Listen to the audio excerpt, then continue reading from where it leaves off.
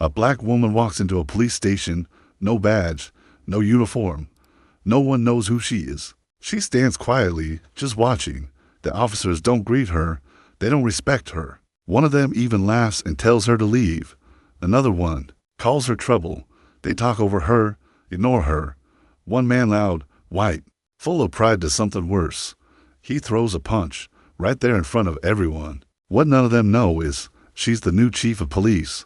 The man who hit her, he'll be on his knees soon, not because she begged for power, not because she shouted or demanded attention, but because he just destroyed his own career. The moment he finds out who she really is, everything changes. The room falls quiet. Fear replaces the laughter. Panic replaces power.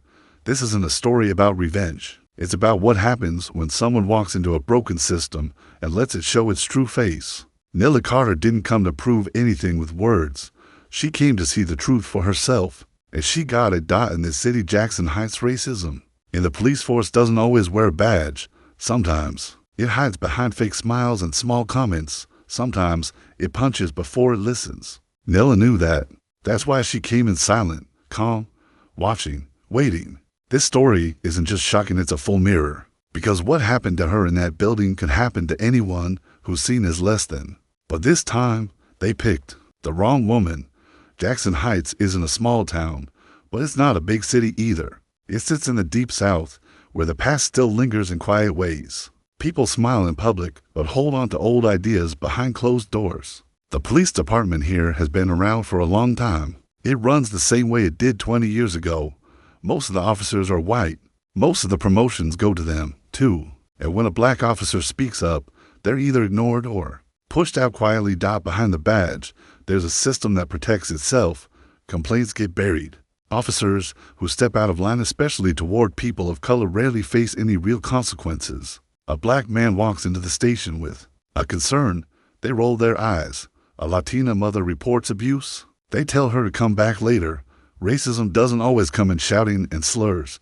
Sometimes it's in the silence, the way no one looks up, the way paperwork disappears, the way respect is only given to certain faces. Inside the Jackson Heights Police Department, power is passed like a secret handshake. The top officers look out for each other. New ideas are seen as threats. And if you don't fit in, you're on your own. That's the world Nyla Carter just stepped into. But she didn't walk through those glass doors to play by their rules. She came to see it all with her own eyes.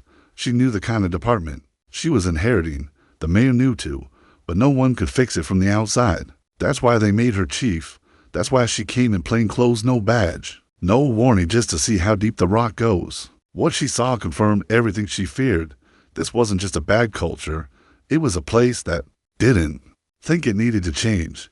That's what makes what happens next so important. Because this isn't just a story about one cop or one mistake. It's about a system built to keep certain people in charge and others in place. And Nyla, she's about to flip that entire system on its head. Not with force, but with the truth they gave her all on their own. Nyla Carter didn't just show up one day and become chief. She earned every step. For more than 20 years, she worked harder than most people ever noticed. She was the one, walking into dangerous calls, working double shifts, solving cases no one wanted. But because she was a black woman, her wins were often quiet. Her name didn't rise through the department like others. She had to fight for it, not by yelling, but by being better. Every time they tried to push her back, she pushed forward. She came from a tough neighborhood, raised by a mother who worked nights and believed in standing tall no matter what. Nyla learned early on that life wouldn't hand her anything. So she learned to be sharp, calm, and focused. As a young officer, she saw how black citizens were treated, talked down to, brushed aside, sometimes even hurt with no real reason. She didn't forget those things. They built something strong in her, something steady. That's the kind of strength that doesn't break under pressure, it grows over the years. Nyla climbed rank after rank, not because someone opened the door for her, but because she made it impossible to ignore her. She became a detective, then captain. Her record was clean. Her teams respected her. And still, people doubted her, not for what she could or couldn't do, but for what she looked like. That didn't stop her. It just made her more determined to go all the way. When she was named chief of police, some cheered, but many inside the department didn't say a word. Not to her face.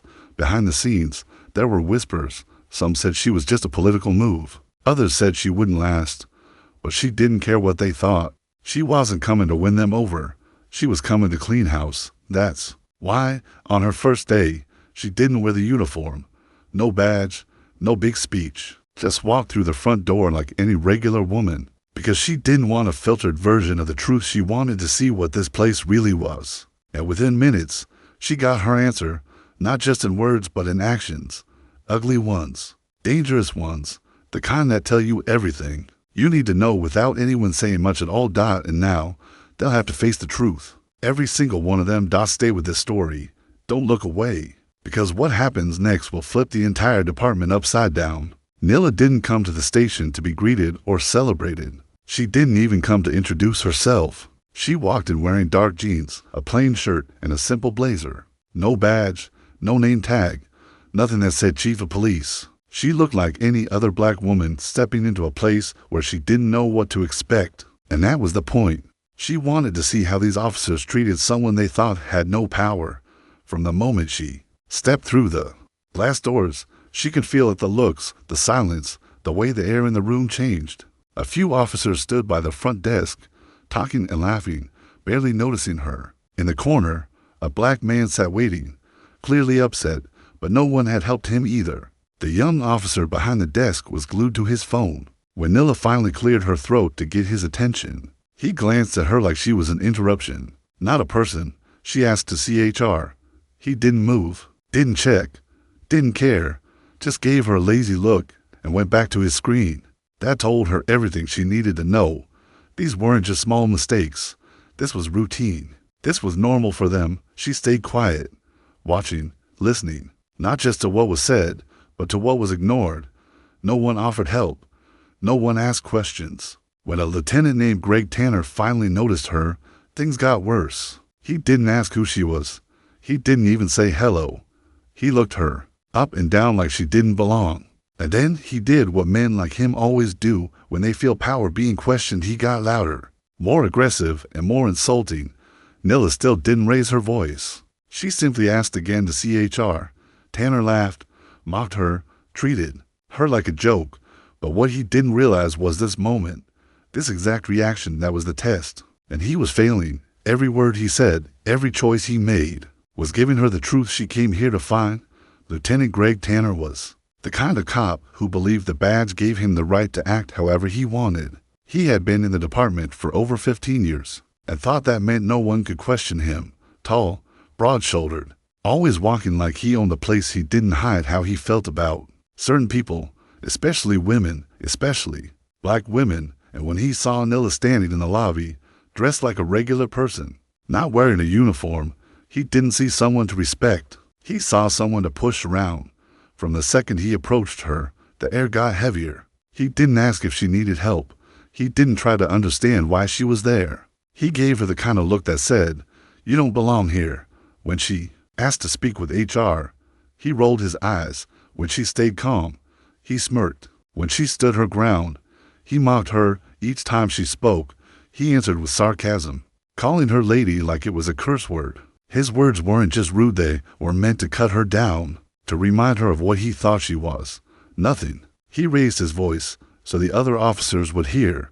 Some of them laughed, some turned away, but no one stepped in. Tanner was testing her, trying to get her to break, to lose her temper so he could feel in control. But she didn't give him what he wanted. She kept her voice steady. She repeated her request. She didn't flinch. That's when Tanner made it physical. He grabbed her arm, pulled her toward the exit like she was trash that needed to be thrown out. Nyla warned him to stop, her tone still calm, but that only made him angrier. In front of the entire room, he made a choice he couldn't take back. He threw a punch. The hit was fast and hard. It knocked her back, caught everyone off guard, even him. For a moment, there was silence, then laughter from a few of the officers. Not because it was funny, but because they were used to getting away with things like this. But not this time, because the woman lying on the floor wasn't just anyone, and the man who hit her had just destroyed his career in one swing. For a few seconds after the punch, the whole room stood still. No one moved, no one spoke. Nyla had fallen to the ground, but she wasn't crying. She wasn't screaming. She didn't even look afraid. She slowly pushed herself up, her hands steady, her eyes sharp. The officers around her started to realize something was off. This wasn't the reaction they expected. This wasn't someone backing down. She stood up, brushed off her blazer, and looked straight at Tanner, calm, focused, like nothing could shake her. That's when the door to the HR office opened, and everything changed. A man stepped out, holding a stack of papers. He looked across the room and saw Nyla's face. He froze. His eyes went wide, and the file slipped from his hands. "Oh my God," he said out loud, loud enough for everyone to hear. "That's the new chief of police." The room went silent again, but this time it was different. The laughter stopped. The smirks disappeared. Tanner blinked, confused, like he hadn't heard right. "What?" he muttered. His voice was shaking now. "No, she's not, is she?" A few officers started to back away, their faces turning pale. Others looked at each other, whispering in panic. They had just watched one of their own assault the highest-ranking officer in the building. Someone they had just humiliated without knowing the truth. Nyla didn't raise her voice. She didn't shout, "I'm in charge." She didn't need to. The silence around her said enough. She stood still, letting everyone sit in their own fear. Then she spoke, clear and low. "Arrest Lieutenant Tanner, now." No one moved at first. Tanner backed away, stuttering, trying to explain himself. "I didn't know. If I had known, I wouldn't have." But it didn't matter. What was done couldn't be taken back. The truth had walked in quietly, and now it was standing tall in front of them, unshaken. And everyone in that room finally understood they were no longer in control. Two officers stepped forward, looking unsure, but they followed the order. They grabbed Tanner's arms, pulled them behind his back, and snapped handcuffs on his wrists. The sound of the metal clicking shut echoed across the room. Tanner's face turned red. He struggled, looked around, desperate for someone to help him. "You can't do this," he shouted. "I'm a lieutenant." But no one moved. No one said a word in his defense. The same people who had laughed at Nyla earlier now stood frozen, afraid to even meet her eyes. Nyla stood in front of him, calm as ever. "You assaulted a civilian," she said, "and that civilian just happens to be your new boss." Tanner tried to speak, but his voice cracked. "It was a mistake. I didn't know. I didn't mean." He was trying everything now. Excuses, panic, even guilt. But it didn't matter. She didn't need to yell to make her point. Her presence was enough.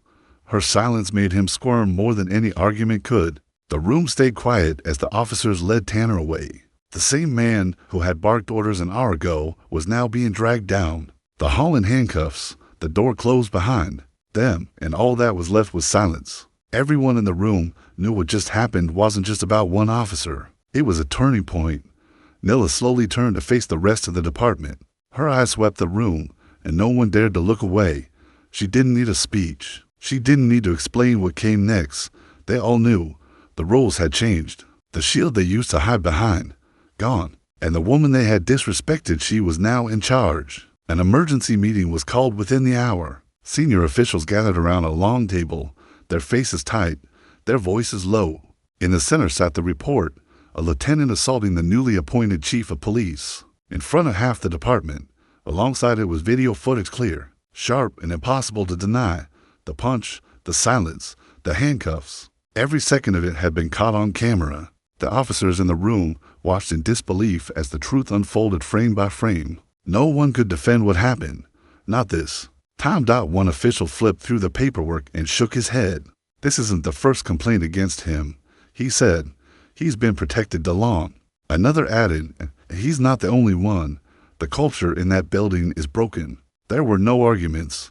No one tried to cover it up or shift the blame. They all knew the world was watching now. The story had already hit social media.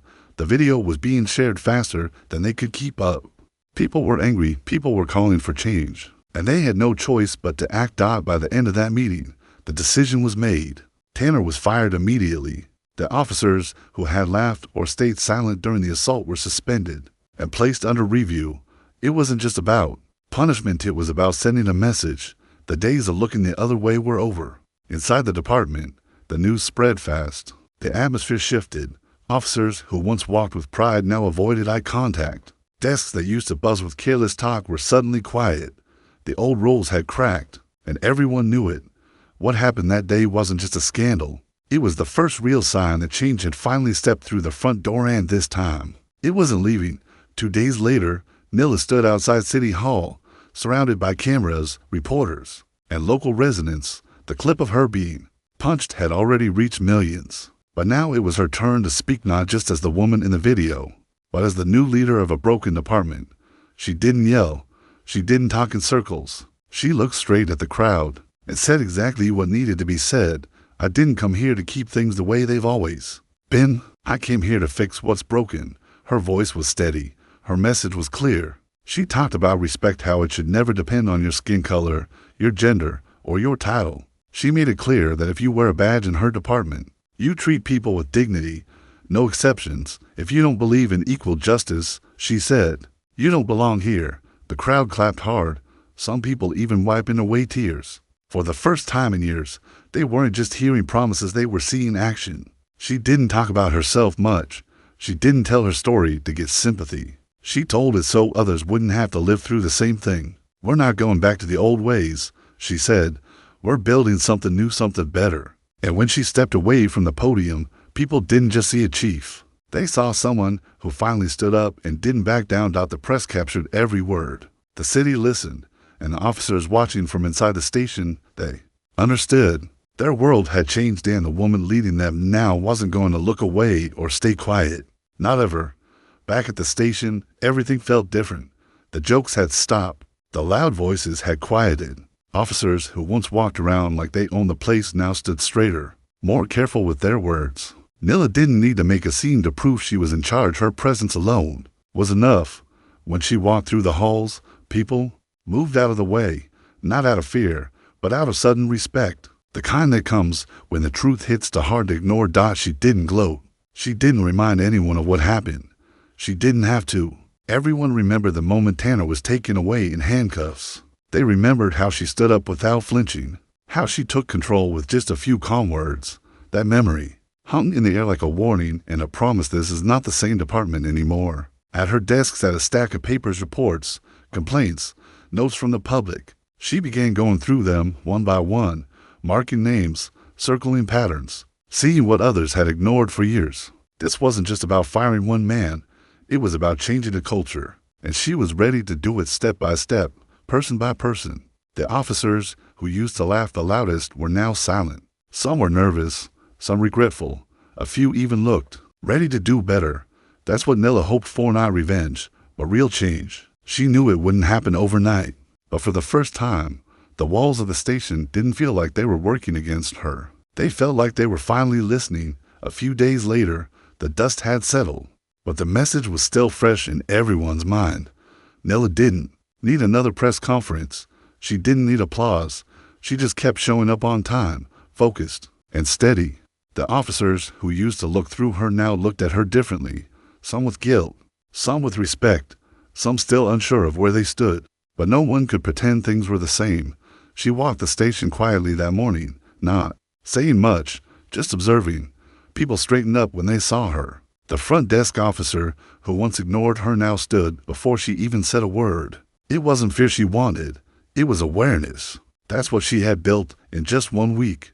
Awareness that power doesn't always shout, and change doesn't always come loudly. Sometimes it walks in quietly and lets others show who they really are. Back in her office, Nyla looked at the station through the glass window. It wasn't fixed. Not yet, but it had started. The culture of silence had cracked. The ones who used to laugh were quiet now. The ones who used to turn away were beginning to pay attention. And all it took was one moment, one man's mistake, one woman's strength, and the truth standing in plain sight. This story didn't end with a fight. It ended with something harder, a choice to be better, or to step aside. And under Chief Nyla Carter's leadership, that choice would be made clear every single day.